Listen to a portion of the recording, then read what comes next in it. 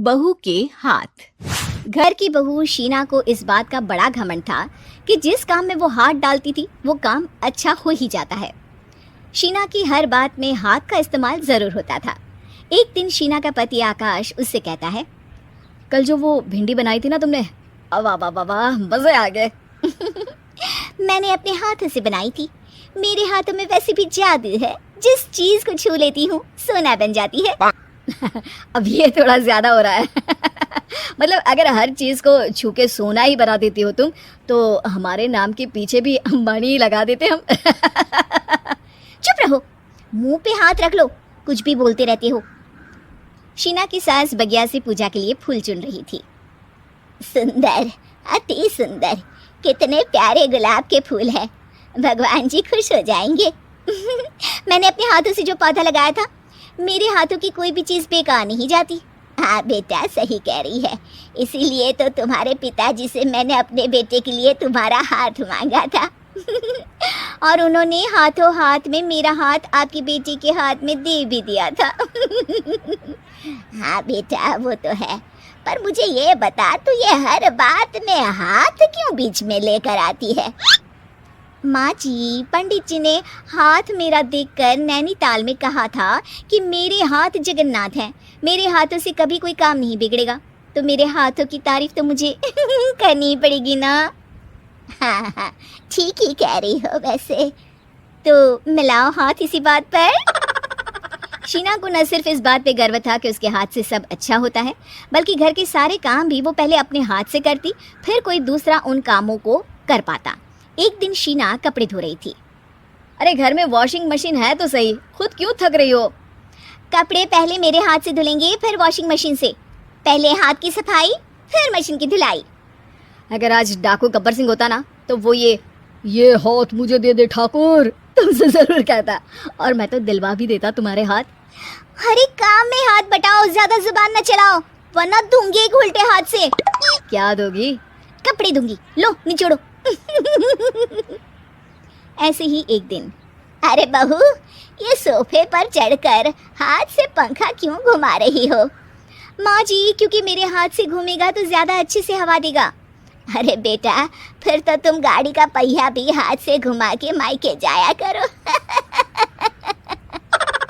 एक बार आकाश ने घर पर कार लाने की बात छेड़ी। माँ, सोच रहा हूँ कि एक कार लेकर आता हूँ। ले ले बेटा, क्यों नहीं? अरे पैसे हो तो हवाई जहाज भी ले लेना। हाँ, पैसा तो हाथ का मेल है, ले लेते हैं।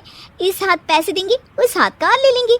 मुझे तो लगता है कि बहू कार भी अपने हाथों से धक्का लगाकर घर लाएगी। वो तो नहीं करूंगी, लेकिन सबसे पहले स्टीयरिंग पर हाथ मैं ही लगाऊंगी, ताकि गाड़ी का आना शुभ हो। अरे घर ले आने तो दो, फिर हाथ लगा लेना। लेकिन शीना नहीं मानती। अगले दिन ही सब कार लेने जाते हैं। शीना सेल्समैन से कहती है, भैया ये कार बहुत पसंद है, पैक कर दो। अरे ओ भगवान, 2 मीटर कपड़ा नहीं है जो पैक करवा ले, जरा चला कर तो देखने दो। यस सर, बिल्कुल, टेस्ट ड्राइव कीजिए ना। अरे नहीं नहीं, सबसे पहले मैं हाथ लगाऊंगी गाड़ी को, मेरे हाथ अच्छे हैं। अरे यार, हाथ तो मैं भी धोता ही हूँ, और आजकल तो सैनिटाइजर से भी धोता हूँ। मेरे काम में हाथ ना अड़ाओ। अरे टांग ना अड़ा होता है भाग्यवान, हाथ नहीं। शीना ड्राइविंग सीट पर बैठ जाती है और आकाश उसे गाड़ी के फंक्शन समझाता है। देखो शीना, ध्यान रखना, ये है स्टीयरिंग, इसे राइट लेफ्ट जाएंगे, ये है एक्सेलरेटर, इससे स्पीड कंट्रोल कर सकते हैं, और उसी के पास में है ब्रेक, जो तुम्हारी जुबान में शायद मिसिंग है। ठीक है, ज्यादा भी सिखाने की जरूरत नहीं है। मेरी माँ तो कहती है कि मैं अगर अपनी शुभ हाथ लगा दूँ तो जग घूम जाए, तो ये स्टीयरिंग क्या चीज़ है?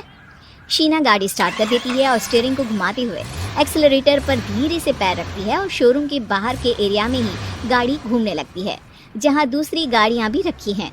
देखा मेरे हाथों का कमाल। अब ब्रेक दबा दो, आगे गाड़ी है।